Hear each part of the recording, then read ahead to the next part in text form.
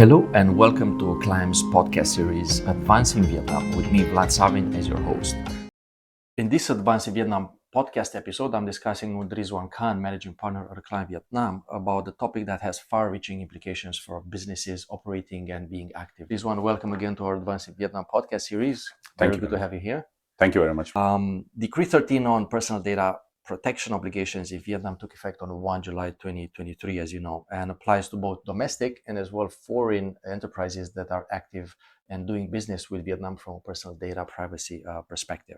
Today, we'll cover compliance practices, data privacy requirements, penalties, and as well a roadmap for investors to be compliant and look after their operations and make sure that they don't have any risks from a regulatory perspective. Can you provide an overview on how these regulations are affected with Decree 13 and what are the key components that are involved with these framework? Sure, definitely. Vietnam government is taking active measures to ensure that the personal data privacy is maintained as well as protected.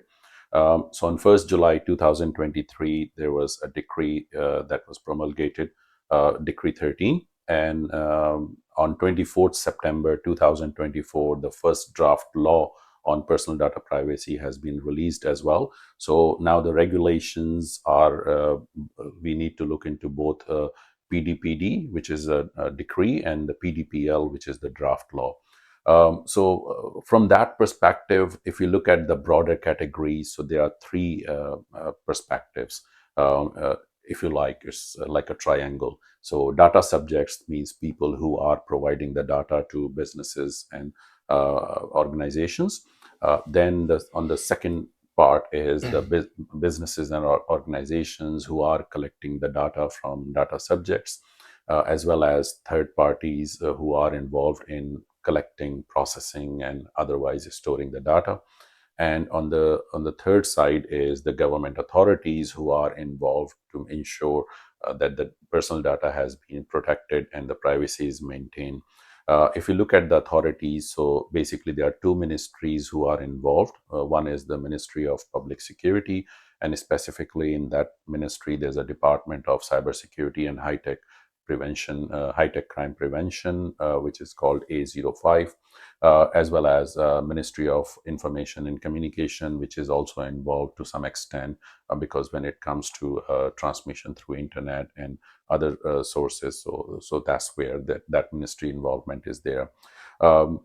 These both PDPD and PDPL apply to foreign as well as domestic organizations, those who are collecting the data of either Vietnamese citizens or people who are in Vietnam, and they are required to maintain the data within the geographical boundaries of Vietnam. If they are sending the data overseas, which is most likely the case in case of IT infrastructure, whether it is Microsoft, Google, or AWS or any other infrastructure, so then it becomes even more strict. Mm-hmm. And we already started supporting quite a few of our clients with becoming compliant through an extended process that can take months. Can you give us or the viewers and our listeners in a summarized version, what would be the key requirements to comply with this decree for, let's say, investors that operate in Vietnam? Right. The most important thing, or where the data privacy starts, is that there should be a clear policy, both internal and external, where the organizations are propagating those policies or making it public to those who are giving the data to organization. For example, if it is an education institution or a hospital or a supermarket or wherever the data is being collected, so they need to provide that policy publicly. The second thing is that they are asking the data subjects specifically for the purpose they are collecting the data. Previously in PDPD, there was not a clear distinction. The consent is taken only once, but now in PDPL there is more strict requirement where for unrelated services, you have to obtain the consent separately. To give you an example, for example, if there is a company as a conglomerate who has, let's say, they're selling vehicles and they are collecting the data for vehicles, and assuming that the same conglomerate is also in healthcare industry, so they cannot collect the consent for both purposes in one blanket consent. So that is important thing. The third important thing is that the employees are trained and they are aware that the importance of data privacy and how they are collecting the data and how they are dealing with that. Then data localization is also important. Under PDPL, it is the requirement that the data has to be in Vietnam. If it is going outside of Vietnam, then there has to be agreements in place, as well as risk impact assessments that also need to be submitted to authorities to ensure that it is protected properly if the data is outside of the geographical boundaries of Vietnam. One additional requirement reflects as well the personal data privacy department that each organization need to create, and as well the officer that takes that full responsibility of the policy and of the entire data that is either stored here or transferred abroad. And we see that a majority of the investors either don't have an individual with experience to cover this, or if they do, it's still unclear on what's their role, what's their responsibility, how far does that go within the statutory structure of the entity. As well, from a report submission perspective, there's various ministries that organizations need to submit these reports, starting with the policy first. It has to be in Vietnamese and in English, and it needs to cover a specific structure based on Decree 13. And as well, the data assessment and offshore transfer of the data that needs to be submitted to the police department. So that is the compliance aspect of the data privacy, where appointment of data privacy officer is crucial. It could be a person, it could be an organization. Under PDPL, there is there further clarification in terms of the organizations that they are providing the data privacy services, as well as the certification bodies that are there. So the law is becoming more clear, and as you rightly mentioned about the DPO, as well as the submission of reports to authorities, and that could be quite challenging because so far there is no clarity in terms of the form contents and the what exactly is needed, and it is an evolving process. So as we speak, that organizations have submitted some reports, and I believe that in the coming time these templates will become more narrowed down to a specific requirement, and authorities will release those very soon in due course. Right. You mentioned challenges, and this is, I think, an interesting subject to cover for international investors, because as we know, with every new law that comes into Vietnam, a range of challenges are attached to it. Until clarifications exist and until investors and businesses really understand what needs to be done. So I think from my point of view, one of the key challenges that we see with investors seeking to comply with this new legal prerequisite is the lack of understanding and the lack of understanding the risk that really is attached to this law. Some investors are taking it as a side project potentially in the next year, and others, if they really want to focus and comply, then they open up a whole range of unknowns in their processes, and it's very hard for them to start that process. What's your experience within the challenging software? Indeed, I mean, the punitive measures are there in both in PDPD and PDPL. However, these are not being sanctioned, and it's a matter of time once those penalties and administrative measures take place. Then organizations will rush for that, and then there will be a huge demand for DPOs, or the report writing for authorities will come at that point in time. And I think for organizations who started earlier, and in my experience, there are quite few organizations, let's say 20 to 30% of organizations, they have started working towards implementing those measures in place, as well as the reporting and the other, such as DPO and impact assessment. They started working on that. So they will definitely get the benefit of the early starter. However, those who did not start, they will need to be aware that there are administrative penalties.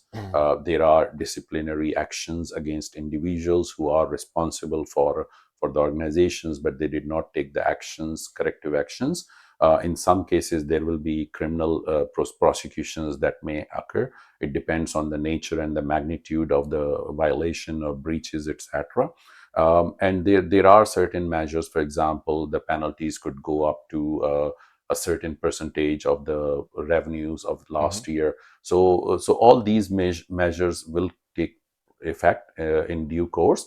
So organizations should be aware of that, and they should take the correct actions in order to ensure that they are complying with the regulations. And in your practical experience with supporting investors with understanding this legal framework, what's the main challenge that is stopping them from becoming compliant or moving forward? What's holding them back? I think there are multiple factors in there. I would say the biggest factor is that organizations believe that they have an internal privacy policy, or they are compliant with GDPR, so they don't need to do anything.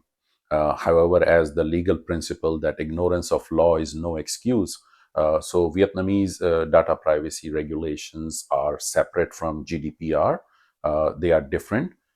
Even though an organization which is fully GDPR compliant, they still have to comply with the Vietnamese data privacy regulations, number one. On the other hand, as I mentioned earlier, that there's no punitive measures in place. So it's basically stick and carrot. There should be some incentives, as well as there are some measures that are there to ensure that organizations are complying with them.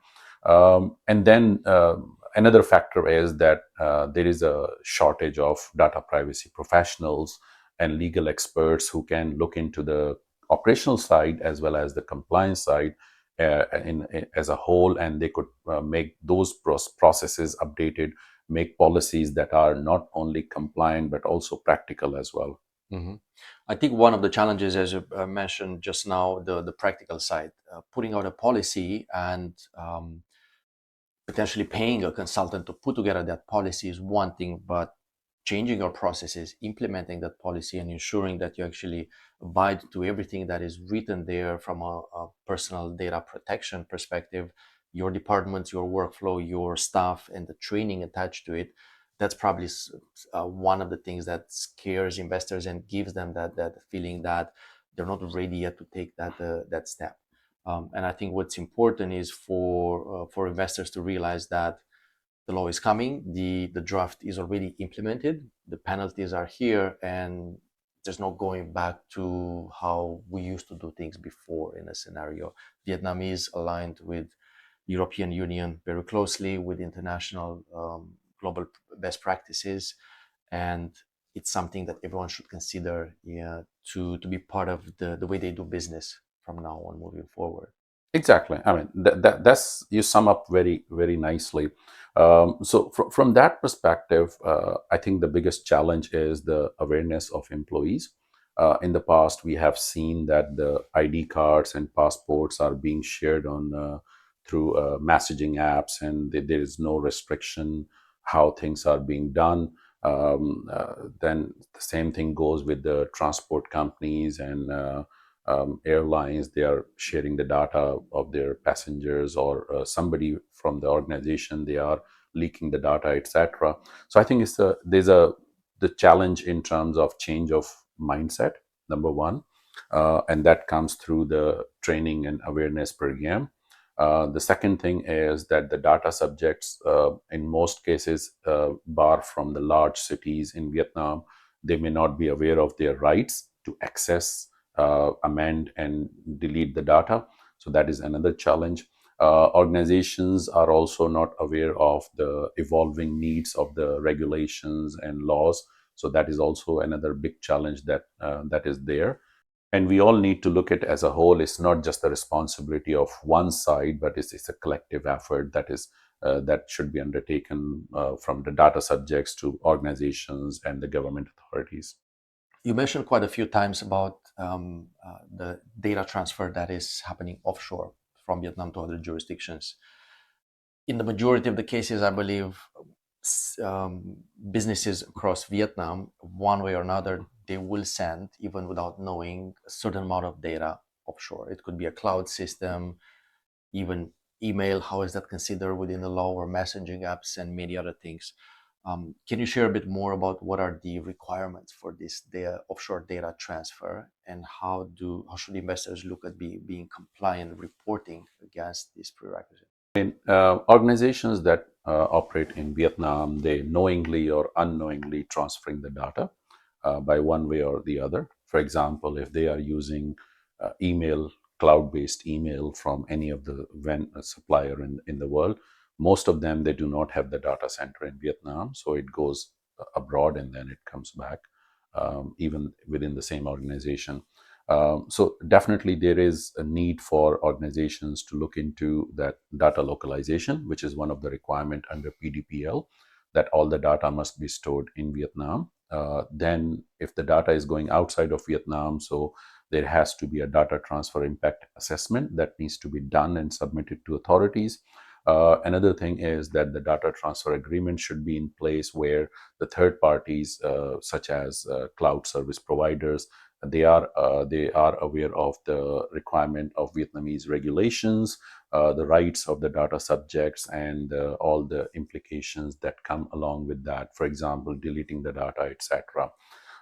If the data is being transferred outside of Vietnam, so there has to be a copy in Vietnam as well. So that is another challenging requirement, because that basically makes the work redundant.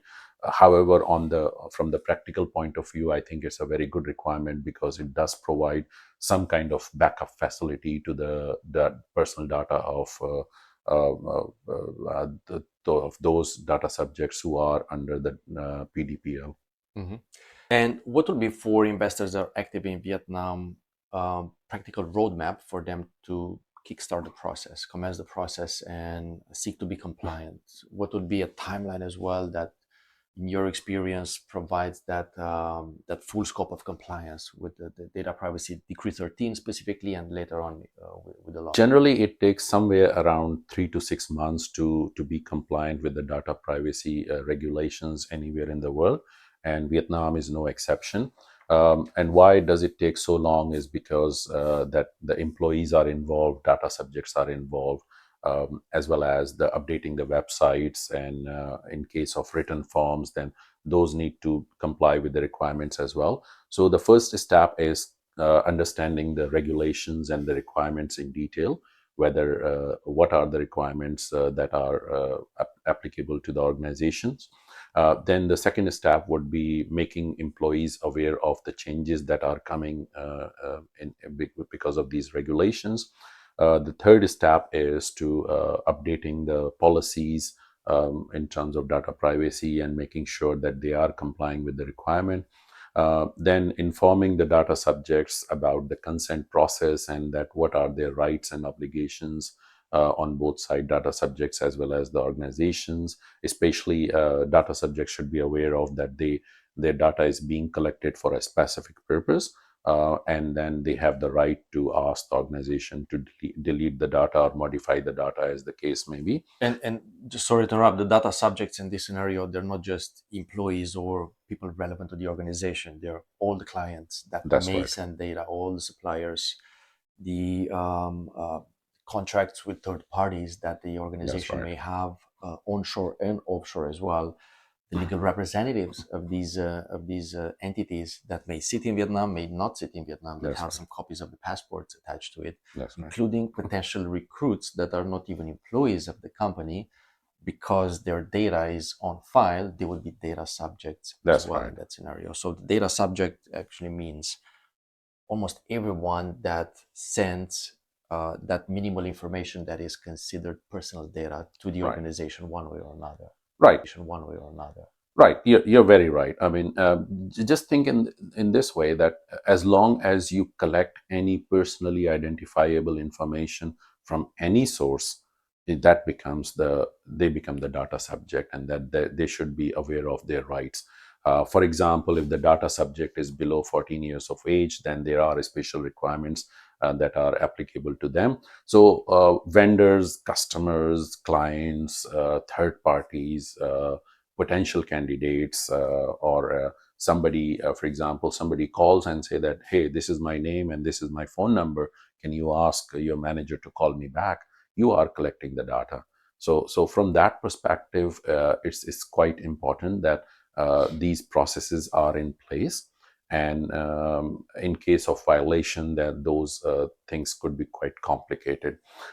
In some cases, the authorities have shown their intentions that they could make the violations and the breaches and the penalties public as well. So that means it is going to affect the reputation of the organization as well. And we have seen in other jurisdictions as well that data privacy regulations are designed as such that for severe cases, they basically name the organizations in the media as well. So coming back to the steps, so once all these are in place, then the next step would be to prepare the reports and submit to the authorities to make sure that they are compliant. So everything starts from the training, awareness, understanding the law, talking to the legal experts, as well as professional services firm who can give you the guidance if there is some clarity needed, preparing the documents, updating the processes, appointing the data privacy officers, doing the impact assessment, as well as submitting the reports to authorities within the short frame of time that is required by the law. All these are the requirements for the organizations to complete their compliance of the data privacy. Yeah. And what happens if investors already have several reports that cover data privacy policies and how they do, including the IT, the cybersecurity, from their parent company or from their group organization? And they would assume that this should fit for Vietnam as well, right? Because we've done them in Europe, we've done the US, very stringent markets, then Vietnam should be covered. How does that work? This is a case in most of the companies that I have talked to, or they talk to us regarding data privacy. I found that they have this belief that because they have internal policies and GDPR compliance or other data privacy compliance, so they are covered, which is not the case, because the requirement of PDPL and PDPD is very specific, and organizations have to comply with those requirements regardless of, even if they have the more strict measures in place. But if they do not comply with the requirements of the Vietnamese regulations, then it becomes very challenging for them going forward. So what these internal regulations and GDPR, etc., will provide them a practical aspect as well as the foundations of the compliance. However, it does not provide the full compliance with the Vietnamese regulations. Right. To wrap up our discussion with the last question, what will be your number one advice for investors that are interested into Decree 13 personal data privacy requirements, and something that will give them a practical way forward for them to move forward in this area? If I advise, I think the biggest, the foremost important is that understand the law and talk to the experts who can provide you the guidance that what is the gap in the compliance of existing processes and the processes required by the PDPD and PDPL, in order to ensure that they are fully compliant and they are not going to be any administrative or other penalty measures that will be applicable to the organization, and then update the processes and appointing DPOs and other while they are moving forward. So understanding the law and requirement, that is the most important thing. Rizwan, thank you so much for participating in this conversation. Thank you very much. This wraps up today's discussion on Vietnam's data privacy decree, compliance strategies, and future directions. We advise investors operating in Vietnam to prioritize the compliance with Decree 13 and the future personal data privacy law, and seek to understand the risks and the benefits attached to this significant legislation to ensure their structures and internal policies are compliant before penalty regulations are officially released and implemented. And many Thanks to you, our listeners, for tuning in to Advancing Vietnam podcast series. For more information about this topic, please check out our publications on vietnam.acclime.com. And if you want to reach out to us for any additional details, feel free to contact me on LinkedIn or throughout the website contact details.